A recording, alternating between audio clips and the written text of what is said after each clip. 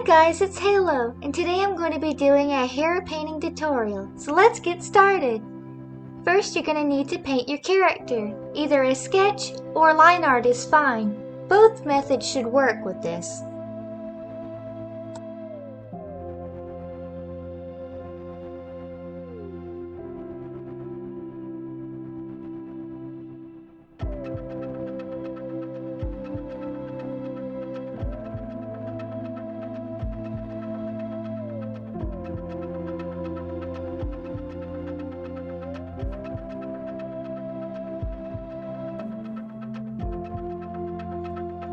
Once you have your line art or sketch ready, you can either have your line art separated like mine. I like to put all of the facial features into one layer and to have the rest of my drawing on another layer. It just makes it easier for me, but you don't have to do this. Now we are going to take our line art / sketch layer and turn them into a multiply layer and put that multiply layer into our folder.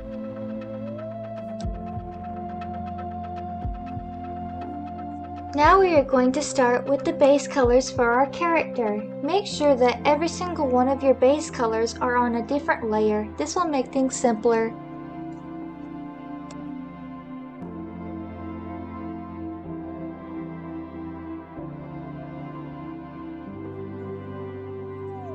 Once you have all of your base colors, make sure that all of your base color layers are under your line art in your folder.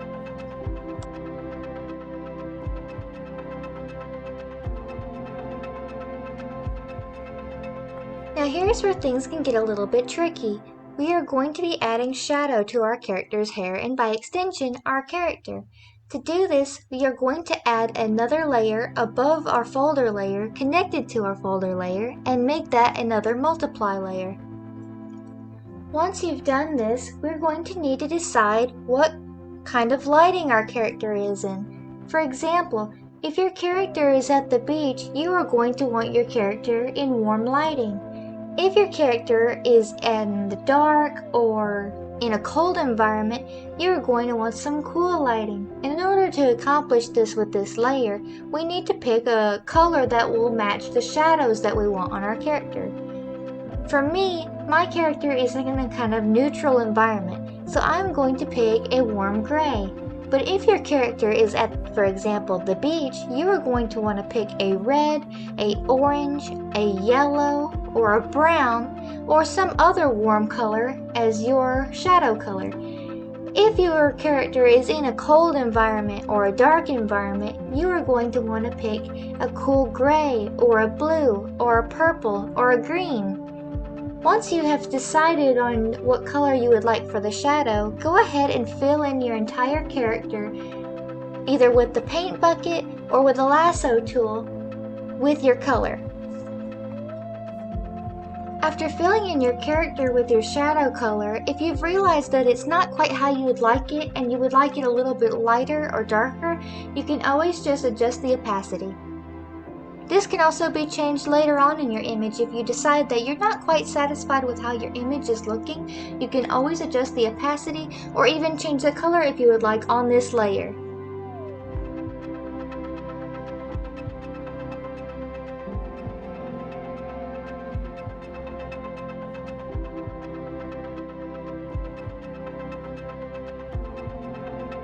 Now here comes the fun part. We're going to add light back into our character. Now that we've added the shadows, let's add the light. First, we're going to take our eraser tool, and on the shadow layer, we are going to block out where the light is going to be hitting our character. Decide where the light is hitting your character and do big blocks of light.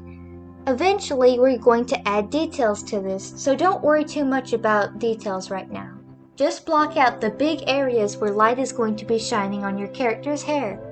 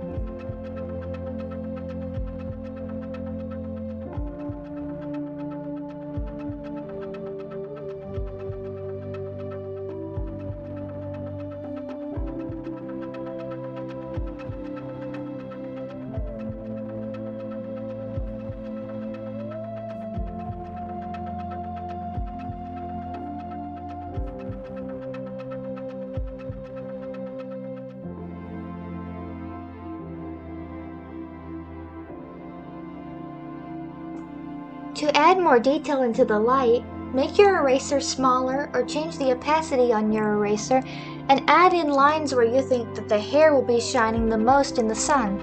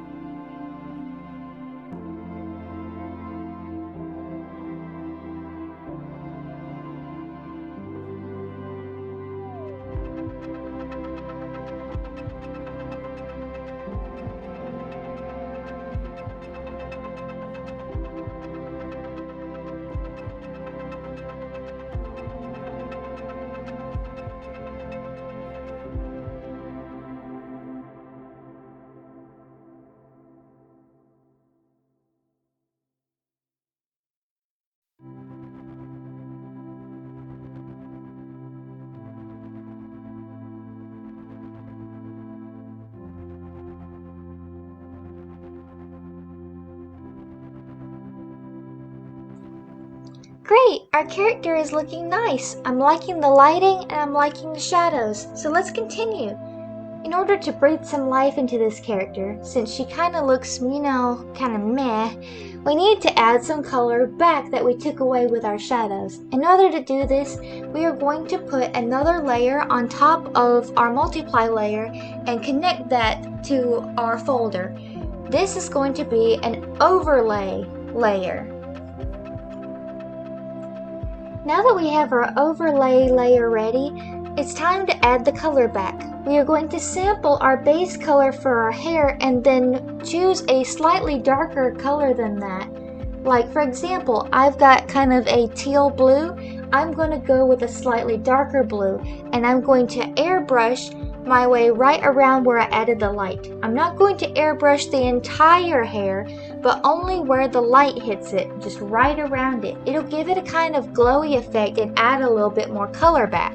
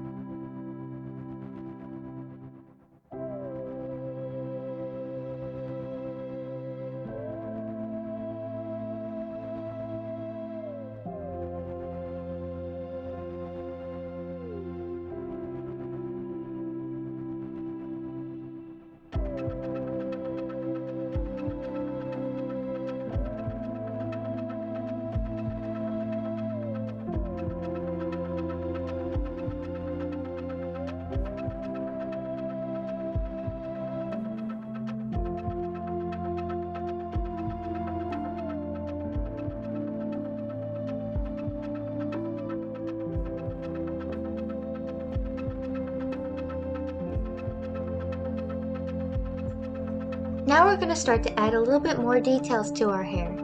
Take your skin color and lightly airbrush over the parts of the hair that touch the face.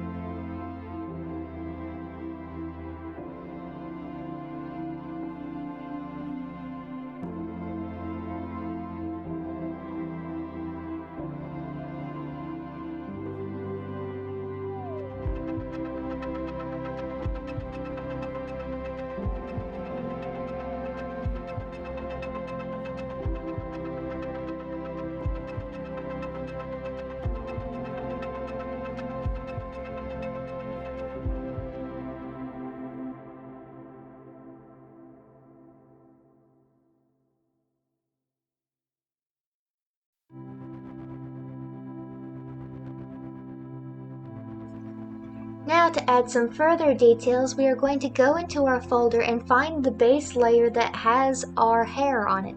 Then we are going to use the eyedropper tool and select the hair color that we picked as a base color and go slightly darker than that. Now we are going to add the hair strands, the shadows of the hair strands really. We're going to just draw some lines wherever we feel like it. Just don't go over where the light parts of our hair was. We are trying to add details to the darker areas. Put as many or as few as you would like.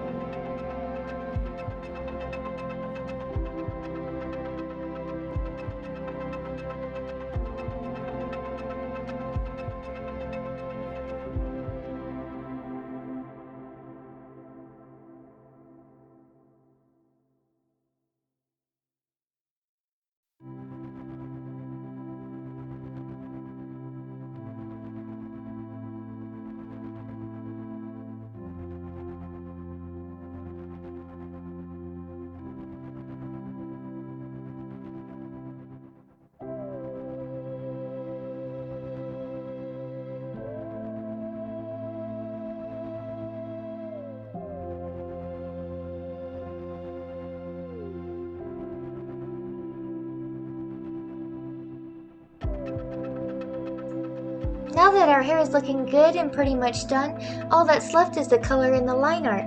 Go ahead and choose your favorite method that you like and color in your line art. And if you would like to add any kind of flyaway hairs, this is the time to do it. And that's pretty much you're done. I'm planning to come up with a couple more tutorials on coloring skin, eyes, anything else. And how to draw basics. I'll see you guys next week. Bye! Oh yeah, and also like and subscribe to see more tutorials and more of my art in the future.